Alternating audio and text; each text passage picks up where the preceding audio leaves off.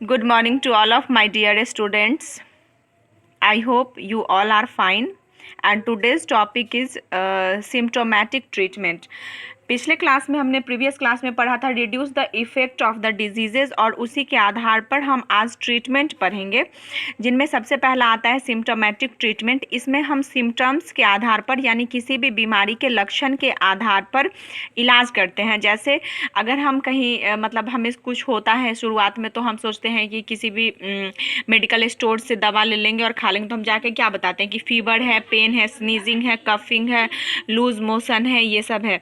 तो वही है, medicine are taken to treat symptoms of the disease. Symptoms are related to inflammation, example fever, pain, sneezing, coughing, loose motion etc। Okay, next आता है कि symptomatic treatment के बाद हम कभी कभी टायर्डनेस के कारण या फिर जो भी एक्सेसिव एक्सरसाइज के कारण कभी कभी जब हम बीमार होते हैं, तो उस स्थिति में हमें बेड रेस्ट लेके हम खुद को ठीक कर सकते हैं।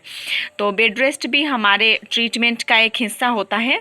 तो bed rest is advise to conserve energy for making the same ability of healing, यानी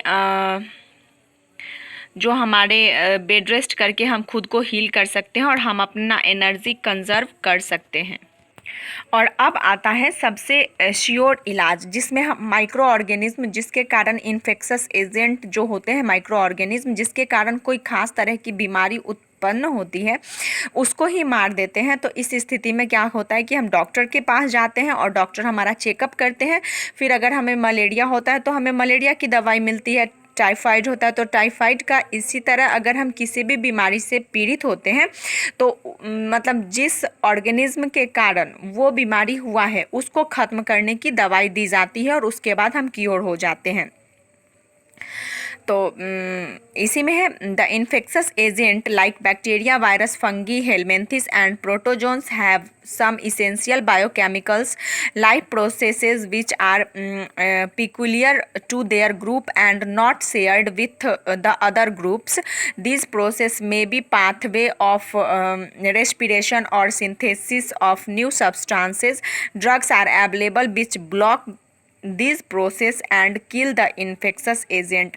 यानी इसमें क्या होता है कि इन्फेक्शस एजेंट का रेस्पिरेशन या फिर उसके ग्रोथ को रोक दिया जाता है ऐसे ड्रग्स के द्वारा, और फिर मतलब इन्फेक्शस एजेंट मर जाते हैं। जैसे इसका एग्जांपल हो सकता है antibiotics, penicillin etc। Okay, next है प्रिंसिपल ऑफ प्रिवेंशन। इसमें क्या होता है कि मतलब हम रोग होने से पहले अगर खुद को सावधान रखें तो हम बहुत सारे रोगों से बच सकते हैं। जैसे सबसे पहला लाइन यहाँ मैंने नोट किया है, prevention is always better than cure. यानी हम पहले से अगर सतर्क रहें और अब खुद को अच्छे से रखें तो क्योर होने से अच्छा है कि हम पहले से रोग होने ही ना दें। तो जब रोग हो जाता है तो फिर क्या होता है कि डैमेज होता है हमारे शरीर का कोई ना कोई ऑर्गन, या फिर मतलब हम आर्थिक रूप से या फिर सभी रूप से डैमेज हो जाते हैं। लॉस ऑफ वर्किंग डेज, हमारा वर्किंग डेज में कमी आती है, हमारा काम इफ़ेक्टिव होता है। सोर्स ऑफ फर्दर इन्फेक्शंस, और अलग अलग इन्फेक्शंस होने के चांसेस ज़्यादा होते हैं। तो कैसे कैसे हम प्रिवेंशन कर सकते हैं इन्फेक्शंस को, तो देखिए general way of preventing infections, कुछ ऐसे वे जिसके द्वारा हम कम बीमार पड़ सकते हैं। तो सबसे पहला पब्लिक हेल्थ मेजर्स। तो पब्लिक हेल्थ मेजर्स में हमें ध्यान रखना होगा प्रिवेंशन ऑफ ओवर क्राउडिंग। जैसे अभी कोरोना के टाइम में हम ओवर क्राउडिंग से बचते हैं, एक जगह भीड़ लगाने से बचते हैं। सैनिटेशन यानी सैनिटाइजेशन किया जाता है, सैनिटाइज किया जाता है जगहों को, और ओवर क्राउडिंग से बचते हैं ताकि जब हम कोई भी छींकते हैं, खांसते हैं या एक दूसरे से मिलते हैं, तो बहुत सारी बीमारी जो कि संक्रमित बीमारी होती है वो एक दूसरे में फैलने के चांसेस ज़्यादा होते हैं। और जब सैनिटाइज कर दिया जाता है किसी क्षेत्र विशेष को, तो वहाँ के माइक्रो ऑर्गेनिज्म जो भी पैथोजेंस होते हैं, जो रोग उत्पन्न करने वाले कारक होते हैं, वो मर जाते हैं। ड्रिंकिंग वाटर पे ज़्यादा ध्यान देना चाहिए, यानी ड्रिंकिंग वाटर से भी बहुत तरह के डिजीज़ होते हैं, इसलिए ड्रिंकिंग वाटर को साफ़ और अच्छे से रखना चाहिए। और नेक्स्ट है पर्सनल हेल्थ मेजर्स, यानी हम जब ये तो पब्लिक हेल्थ था, अब पर्सनल हेल्थ मेजर्स भी रखेंगे तो हम अच्छे से मतलब बीमार कम पड़ेंगे। जैसे न्यूट्रिशन का हम ध्यान रखेंगे कि हम सही मात्रा में भोजन लें। प्रॉपर हैबिट, अपने प्रॉपर हैबिट में बदलाव लाएं, जैसे हम खाने से पहले, खाने के बाद, कहीं बाहर से आने के बाद मुंह हाथ ये सब धोएं। पहले के ज़माने में क्या होता था कि लोग आते थे तो दूरा पे, मतलब जो अतिथि आते थे वो दरवाजे पे कुछ देर रहते थे, बैठते थे, फिर अंदर आते थे हाथ पैर धो के।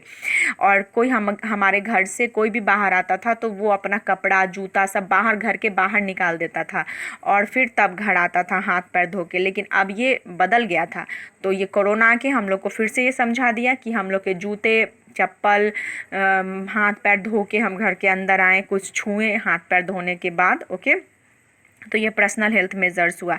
एक्सरसाइज एंड रिलैक्सेशन, और एक्सरसाइज और रिलैक्सेशन भी हमारे शरीर को स्वस्थ रखने के लिए ज़रूरी है। ओके, आज के लिए इतना ही।